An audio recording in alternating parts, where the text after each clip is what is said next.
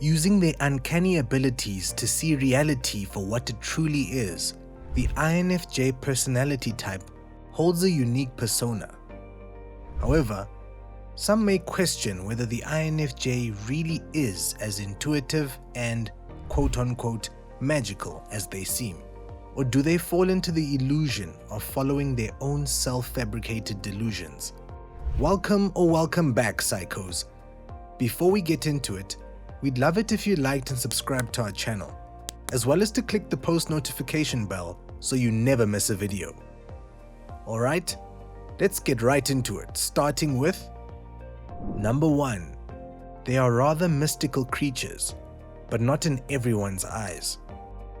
Behind the portrayed wizard archetype found on 16personalities.com, the INFJ is known for their rarity and their eccentric qualities.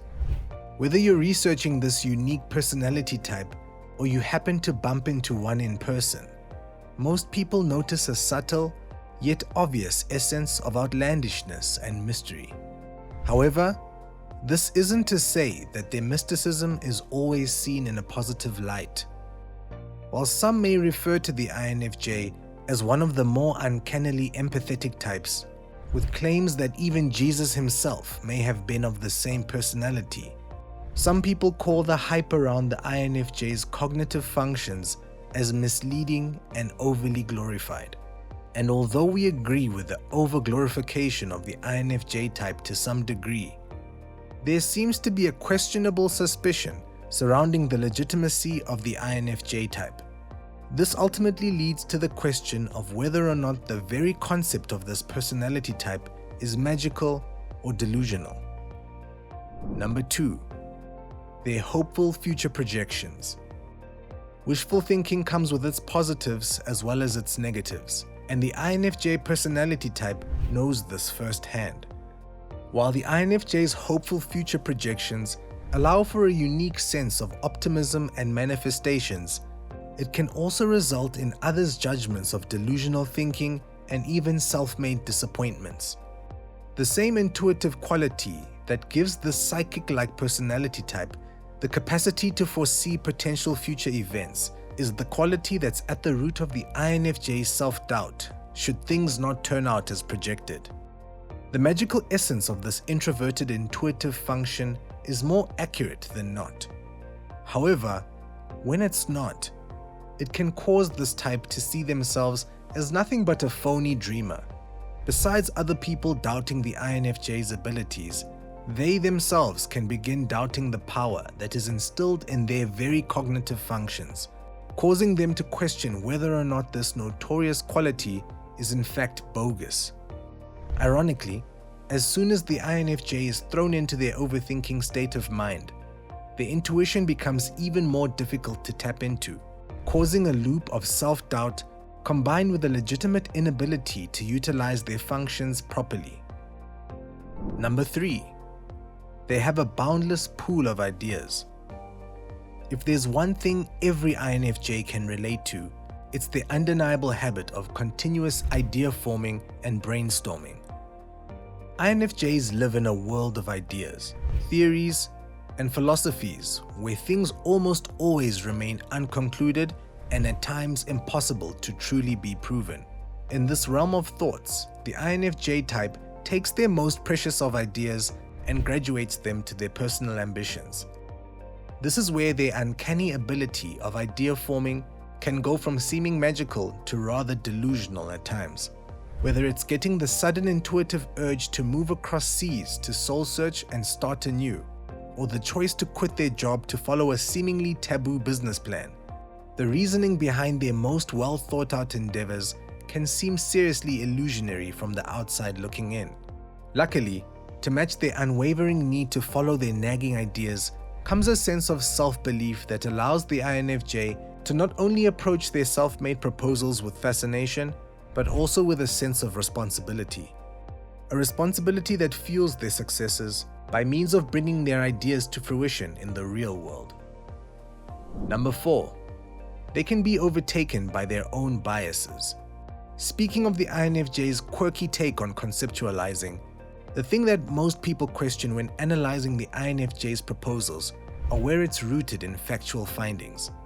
While they're known to be one of the more balanced personality types when it comes to both logic and emotion, the INFJ mind can easily be taken over by their own biases. They have brilliant and distinctive thought patterns, yet their judgments can become clouded by their mood and overall emotional well-being. In other words, whether it be due to past traumas, the absorbed feelings of those around them, or personal naivety in following a specific group, religion, or movement, a rather unhealthy INFJ can hold irrational and distorted ideas about the meaning and purpose of life. Despite their most prominent cognitive function of introverted intuition that usually allows the INFJ to follow their own path in life, they can be manipulated through their open mind and extroverted feeling functions, causing their beliefs to slowly become warped by outer influences, even those of a dark nature and ill intent. Number 5. They can take their extroverted feeling too far. Speaking of extroverted feeling, also known as the INFJ's secondary cognitive function, it too can be seen as both magical and delusional at times. By using their naturally empathetic observations of others, the advocate INFJ type can actually analyze, absorb, and feel others' emotions as if it were their own. Not only does this allow them to relate to others in a way most people can't, but it also gives the INFJ an idea of others' intentions and true personalities.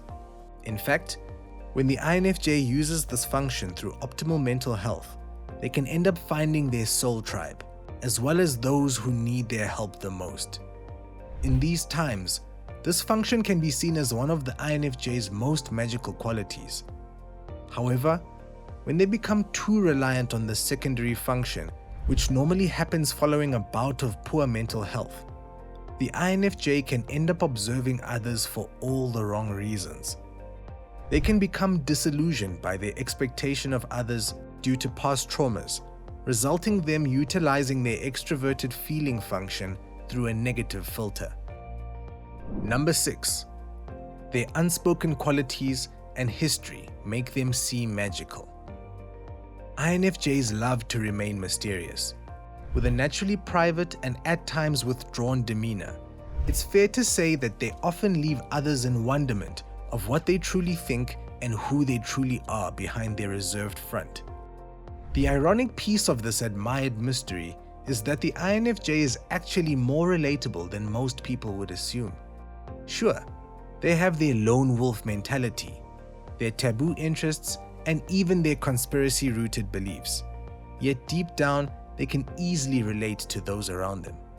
And so, it's as if the magical aura that is so often talked about when referring to this type is simply rooted in other people filling in the blanks of what the INFJ has left out themselves.